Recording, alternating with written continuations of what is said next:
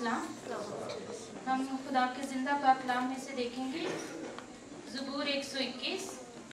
मैं अपनी आंखें पहाड़ों की तरफ उठाऊंगा, मेरी कुम्मत कहाँ से आएगी? मेरी कुम्मत खुदावंद से है जिसने आसमान और जमीन को बनाया।